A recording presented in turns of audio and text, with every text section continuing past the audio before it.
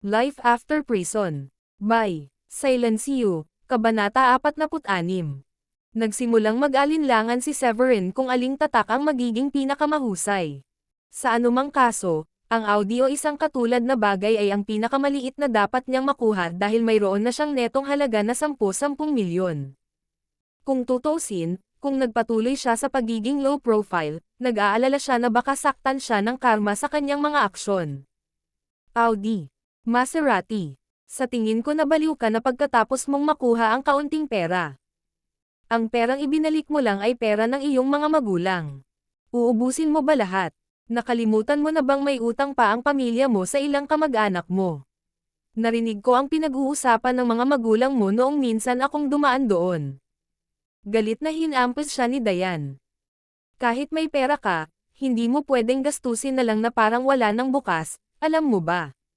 Pinayagan lang kita na bumili ng damit para sa akin, kay Celine, at sa mga magulang mo, dahil tinatrato ko ang buong pagbili na iyon habang ginagawa mo ito para sa amin.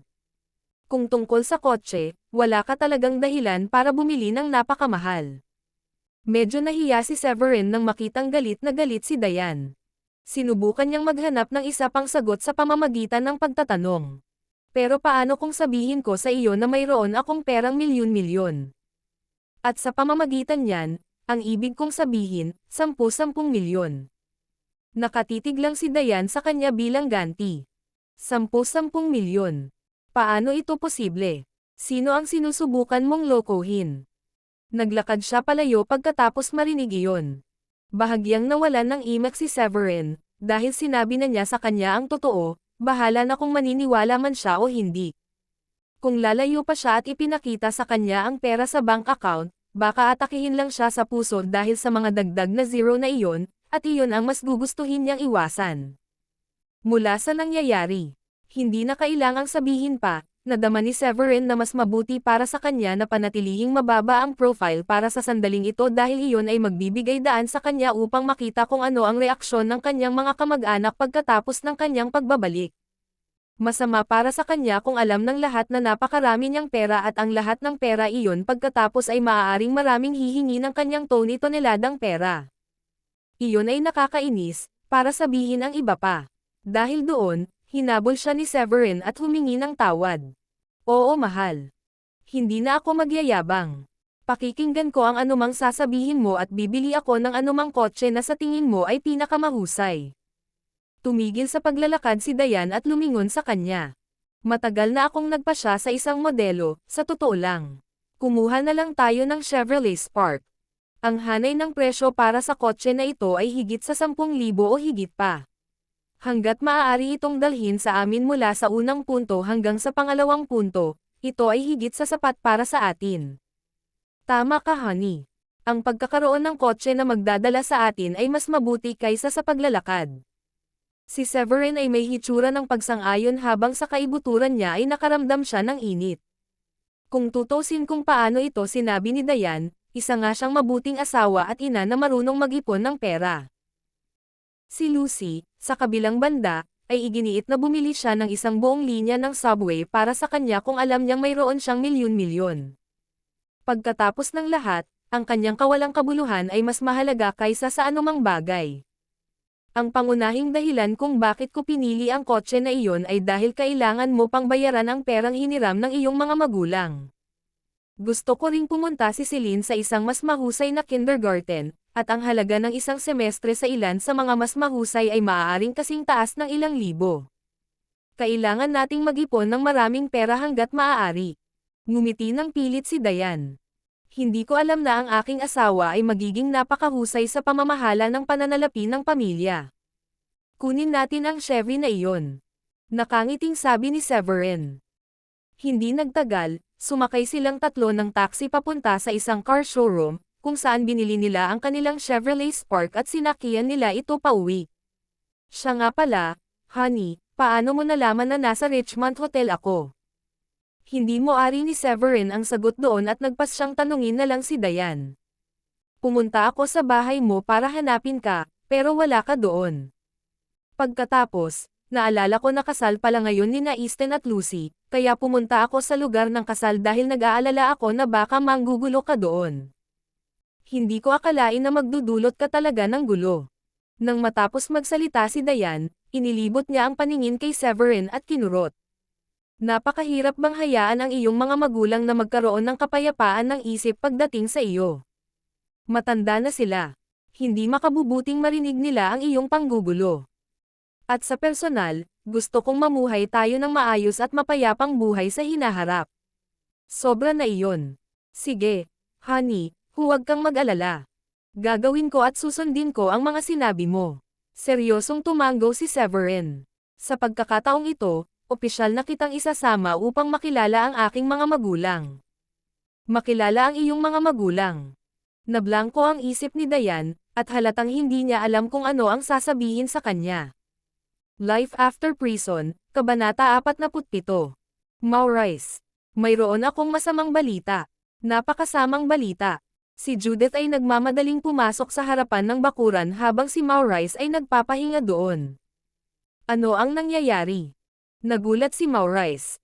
Hindi niya alam kung ano ang nangyayari, ngunit naramdaman niya ang pagkataranta sa pananalita ni Judith na may malubhang mali. Huminga ng malalim si Judith. Lumabas ako kanina para bumili ng mga grocery at narinig ko ang ilang mga tao na nag-uusap tungkol sa isang lalaking nagdulot ng gulo sa kasal nina Lucy at Easton ngayon. May mga chismis na ang taong kilala bilang Blade ay nagpakita pa doon kasama ang daan-daang lalaki. Ibig mo bang sabihin na pumunta doon ang anak natin para manggulo? Medyo natakot si Maurice sa narinig. Kung ganoon nga ang kaso, may posibilidad na mapatay ang kanyang anak. Pagkatapos ng lahat, maraming mga tao ang nawala ng walang bakas pagkatapos na masaktan ang mga Locke. Samantala, si Blade ang uri ng pangalan na parang masamang balita, at mas malamang na siya ay isang tao na hindi dapat masaktan. Hindi ko na makita si Severin nang bumangon ako kaninang umaga, at pagkatapos ay naroon ang hindi kilalang babae na nagmamadaling lumapit upang hanapin siya, ngunit umalis kaagad nang malaman niyang wala siya sa bahay. Ito ay napakasama. Siguradong may problema si Severin. Ano ang dapat nating gawin? Nag-aalalang tanong ni Judith. Ano ba talaga ang sinabi ng mga taong iyon? Hindi mo ba naitanong kung anong sumunod na nangyari? Hindi pa bumabalik si Severin kahit pasado 12:00 na ng tanghali. Sa tingin mo ba may nangyari sa kanya? Nagsisimula na ring matarante si Maurice, at nalilito siya sa susunod na gagawin. Kung tutuusin, mga 4:00 o 5:00 na ng hapon, at mas maaga pa sana natapos ang kasal. Nagmamadali akong bumalik pagkatapos kong marinig ang sinabi nila at hindi na nagtanong pa. Nag-aalala ako, Maurice. Paano kung magkaproblema na naman si Severin? Kakalabas lang niya sa bilangguan. Paano tayo mabubuhay sa mga susunod na araw kung siya ay babalik sa bilangguan? Ano ang gagawin natin kung siya ay binugbog nila at napilayan? O mas masama pa, paano kung pinatay siya? Hindi makayanan ni Judith na isipin ang sitwasyong maaaring kaharipan ni Severin. Sa sandaling iyon, isang maliit na kotse ang dumaan sa gate at pumarada sa harap ng bakuran. Kaninong sasakyan iyon? Nagkatinginan sina Maurice at Judith na nalilito, at nakita nila na ang kotse ay tila sariwa at malamang bagong labas ng showroom. Maya-maya, bumaba sina Severin, Dayan, at Celine. Severin. Anong nangyayari? Nakahinga ng maluwag si Judith nang makitang bumalik si Severin. Anong meron sa kotse? Nakangiting sabi ni Severin. Binili ko. Bob, binili mo. Saan ka kumuha ng pera pambili nito? Hindi makapaniwalang sambit ni Judith. Hindi niya akalain ang araw na babalik siya sa bahay na may dalang maliit na sasakyan. Para bang hindi iyon nakakagulat, nakasuot si Severin ng isang magandang set ng mga bagong damit, at maging ang kanyang sapatos ay bago at gawa sa makintab na balat. Bueno, gusto kong bumili ng Audi o BMW, ngunit hindi ito pinayagan ni Dayan, kaya sinunod ko ang kanyang payo at kumuha ng Chevy sa halip. Napatingin si Severin sa magandang babae sa tabi niya na may ngiti sa labi. Pakiramdam niya ay napakaswerte niya sa pagkakaroon ng asawang tulad nito. Dayan. Si Maurice ay nagtataka kung sino ang babaeng iyon, at pagkatapos maingat na tingnan siya, sinabi niya. Hindi ba siya ang pumunta sa bahay natin kaninang umaga? Napakaganda ng kanyang damit na halos hindi ko na siya makilala. Nanay, tatay, asawa ko po ito, si Dayan. At ang batang babae na ito ay ang aming anak na babae, si Celine. Ngumiti si Severin, humakbang, at hinawakan ang kamay ni Diane habang ipinakilala sila sa kanyang mga magulang. Asawa. Anak na babae. Nagulat ang matandang mag-asawa at halos malaglag ang kanilang mga panga sa lupa. Kalalabas lang ng kanilang anak sa kulungan isang araw na mas maaga. Ang pagkakita sa kanya na may dalang kotse ay sapat na sa pagkabigla para sa kanila, at ang pagkarinig na mayroon siyang asawa at anak na babae ay iniwan na lamang silang tulala. Life After Prison, Kabanata 48. Isa pa, hindi naman mukhang mura ang damit na suot niya. Ang unang nasa naisip ni na Maurice at Judith ay, nakasama ba ang anak ko sa isang mayamang babae sa loob lang ng isang araw? Nakangiting sabi ni Severin. Oo. Siya yung nagbibigay sa'yo ng pera bawat buwan. Diane, maupo ka muna. Napangiti ng awkward si Maurice at hindi alam ang susunod na sasabihin. Natigilan pa rin siya nang malaman na ang kanyang anak ay umalis sa bahay bilang isang solong lalaki ng mas maaga sa umaga at biglang bumalik kasama ang isang asawa at anak na babae sa maghapon. Hinayla ni Judith si Severin sa isang tabi at agad din silang sinundan ni Maurice. Anong nangyayari dito? Kailangan mo kaming bigyan ng paliwanag. Siya ay medyo isang magandang dalaga, ngunit hindi ba't napakabigla na magkaroon ng asawa at anak na babae? Hiwalay ba siya sa asawa? Pagkaraan ng ilang sandali ay hindi napigilan ni Judith na magsalita. Magugustuhan ba niya tayo kahit mahirap tayo? Noon ipinaliwanag ni Severin ang lahat sa kanilang dalawa. Nakikita ko, kaya ganyan yan. Ito ang pinakamatandang batang miss ng mga Shanahan. Hindi ko akalain na ikaw pala ang lalaking nakasiping niya noon. Napalunok si Maurice nang marinig ang paliwanag nito. Nagdulot ng kaguluhan ang pangyayaring iyon noon, kaya mayroon silang pangkalahatang ideya sa nangyari. Gayunpaman, halos hindi sumagi sa kanilang isipan na ang lalaking nakasiping ni Diane ay anak nila. Kaya, siya ang palihim na nagbigay sa amin ng pera nitong mga nakaraang taon. Severin, malamang na mahirap para sa kanya ang ilang taon na ito. Siya ay nagmula sa isang mas mataas na uri ng pamilya, pinalayas siya sa tahanan ng kanyang pamilya, at iginiit na ipanganak ang kanyang sanggol. Ang pagiging isang solong ina ay sapat na mahirap, ngunit ginawa pa rin niya ito upang tulungan ang iyong ama at ako. Kailangan mong siguraduhin na tretuhin mo siya ng maayos sa hinaharap. Matapos pag-isipan ito ng kaunti, sinulyapan ni Judith si Diane na tahimik na nakaupo doon at mariing sinabi kay Severin. Tatanggihan kita kung gagawin mo ang anumang bagay para mapahamak siya. Pumayag naman si Maurice. Oo, siya ay isang mabuting babae, at naghintay pa siya sa lahat ng mga taon para sa iyo. Ang isang babaeng tulad niya ay 100 beses na mas mahusay kaysa kay Lucy, kaya dapat kang maging mabuti sa kanya. Magiging masaya kami dahil hindi niya masyadong iniisip na mahirap tayo. Napangiti si Severin. Huwag kayong mag-alala, kayong dalawa. Hindi tayo mahirap. Pagkasabi noon, lumapit si Severin, binuksan ang trunk ng kotse, at naglabas ng ilang shopping bag na puno ng mga damit. Ito ay para sa inyo. Bakit mo binili lahat ng damit na ito? Sayang ang pera. Dapat ay binili mo na lang ito para sa iyong asawa at anak na babae. Pahayag ni Judith nang makita niyang bitbit ni Severin ang lahat ng damit na iyon. Napangiti si Severin. Relax, nanay. Bumili din ako para sa kanila. Binilhan ko ng damit ang lahat. Lumingon si Severin kay Celine at sinabing. Ito ang mga grandpa at grandma mo, Celine. Batiin mo sila. Tumingin ang batang babae kina Maurice at Judith bago nahihiyang tumawag. Kumusta, grandpa? Kamusta grandma? Oh, mahal kong munting apo. Napuno ng saya ang puso ni Judith. Bagaman natutuwa siya sa pagbabalik ni Severin, nag-aalala pa rin siya na mahirap para sa kanya na makahanap ng mapapangasawa. Dahil sa kanyang edad, kawalan ng pera ng kanilang pamilya, at ang utang pa rin nila, ang kanyang mga alalahanin ay tiyak na makatwiran. Kaya't nagulat siya na naibalik niya ang isang magandang asawa at kahit isang maliit na batang babae na matatawag niyang apo. Hindi ako maaaring maging mas masaya. Agad na tumango ulit si Maurice at namula ang mga mata sa pananabik. Sa sandaling iyon, tumingin si Severin kay Diane at sinabi sa kanya. Hanggang kailan ka maghihintay bago mo sila tawaging nanay at tatay? Ako. Ibinuka ni Dayan ang kanyang bibig para magsalita, ngunit medyo alanganin pa rin siya at hindi pa rin sanay. Sabik na sumulyap sa kanya ang matandang mag-asawa nang makitang naghahanda siyang magsalita.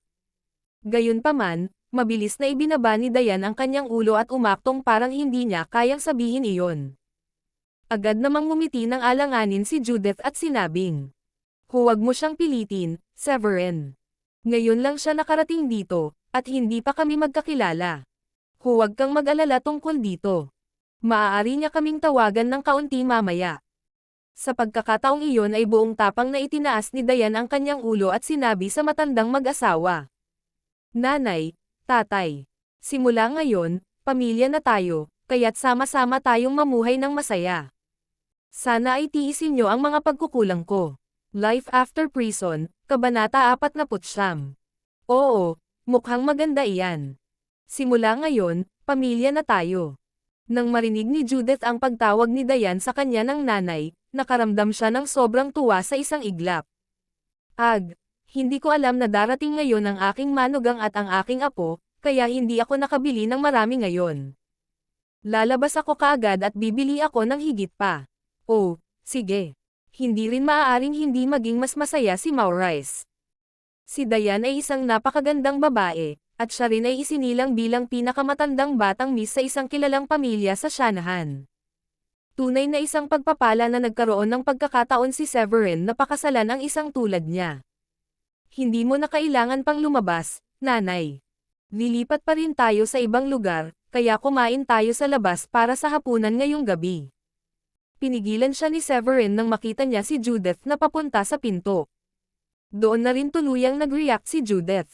Oo, dapat tayong kumain sa labas ngayong gabi. Teka, sabi mo lilipat na tayo. Saan tayo lilipat? At saan mo nakuha ang pera para sa kotseng ito? Pumunta si Severin sa likuran ng sasakyan, kinuha ang tahi-tahi na bag, at binuksan ito sa harap ni Judith at Maurice. Severin, saan nanggaling ang lahat ng perang ito? Huwag mo akong takutin ng ganyan. Natakot si Judith nang makita ang lahat ng pera. Nabalitaan ko na may nanggulo sa kasal ni Easton at Lucy ngayon. Hindi naman siguro ikaw iyon, di ba? Tanong ni Maurice.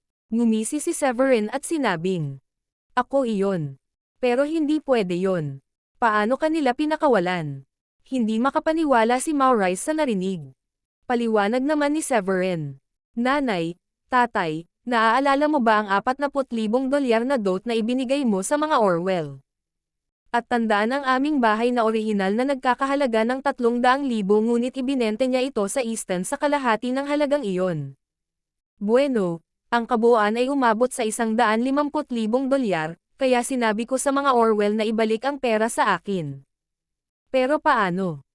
Nabugbog ang tatay mo nang humingi siya ng 40,000, kaya paano sila naging maayos sa pagbabalik ng higit sa 3 beses ng halagang iyon?"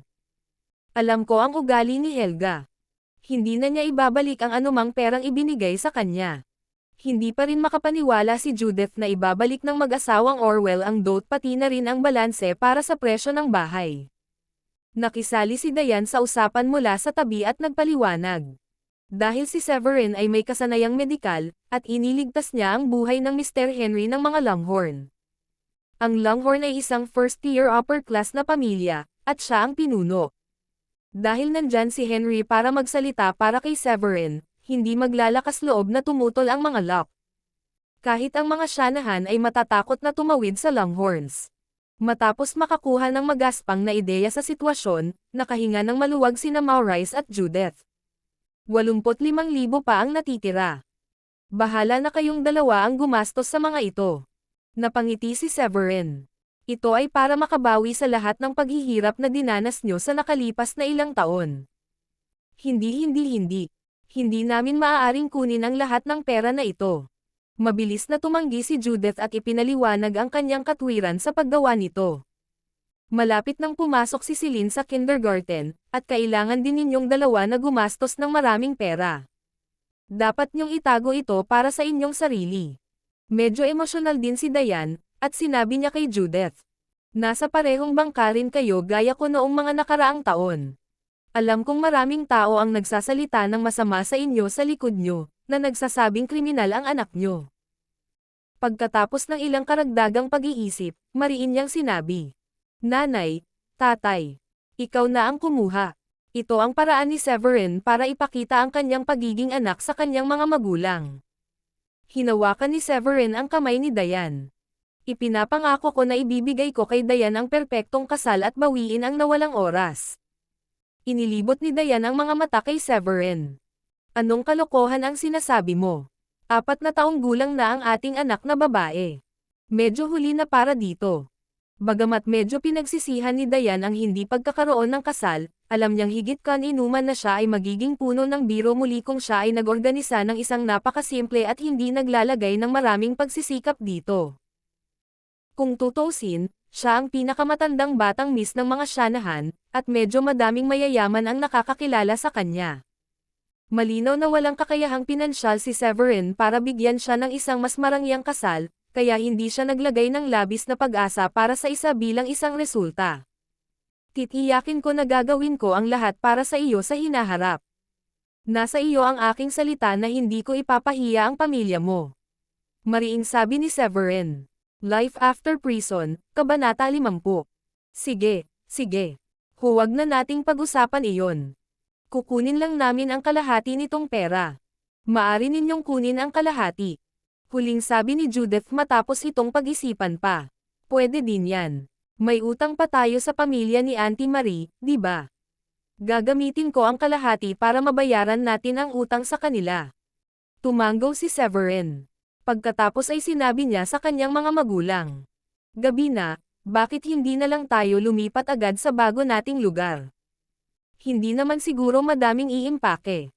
Ano ang ibig mong sabihin na hindi masyadong maraming gamit ang dapat na iimpake? Gusto ko pa rin namang magdala ng ilang damit. Nagmamadaling pumasok si Judith. Malayo ba dito ang inuupahan mo? Kung hindi, pwede na rin naman kayong magmaneho at pupunta ako doon sakay ng bike ko.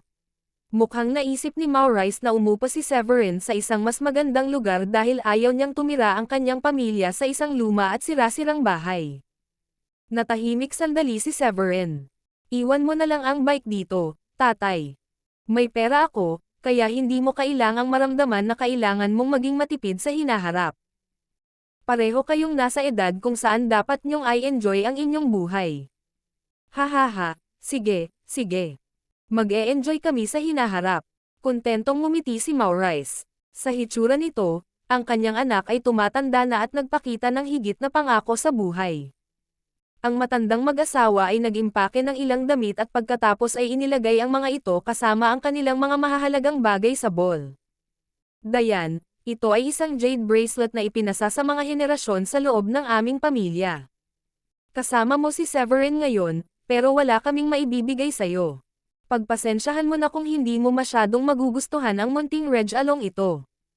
Maaaring hindi ito masyadong mahalaga, ngunit ito ang pinakamaliit na magagawa namin para sa iyo. Naglabas si Judith ng bracelet sa isang box at ibinigay kay Diane. Ngumiti si Diane at sinuot ito. Salamat. Ang ganda talaga. Sobrang nagustuhan ko ito. Natutuwa akong gawin mo. Tumawa si Judith. Nang makitang maayos na ang pakikitungo ni Diane sa kanyang mga magulang at tila hindi tutol sa kanilang mahirap na pamilya, naging mas determinado si Severin na tiyaking hindi na muling magdurusa si Diane sa hinaharap. Hindi nagtagal ay ihatid na sila ni Severin sa isang villa area. Ang kanilang lugar ay isang tuwid na biyahe paakyat sa tuktok ng bundok. Nagkamali ka ba, Severin? Ang lugar na ito ay para sa mga mayayaman. Si Judith at Maurice ay nakaupo sa likod ng kotse, at sila ay natakot nang makita nila si Severin na naghahanda sa pag-akyat sa bundok. Nabalitaan ko na ang mga villa dito ay nagkakahalaga ng ilang milyon.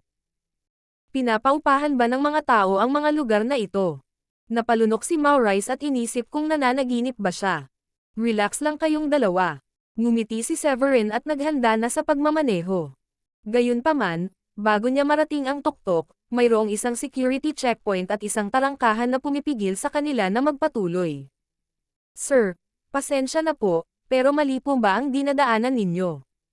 Malapit mo nang marating ang Dragon Lake Vista kung patuloy kang umaakyat. Ang mga tagalabas ay mahigpit na ipinagbabawal na pumasok. Sa 3 security guard na walang ginagawa sa guardhouse, lumapit ang isa sa kanila at magalang na nagtanong matapos makita ang Chevrolet ni Severin. Ako ay isang may-ari ng bahay dito. Mangyaring buksan ang mga pintuan para sa akin. Hindi nakikilala ng security check ang sasakyan ko dahil ngayon lang ako nakabili at hindi pa nakarehistro sa management.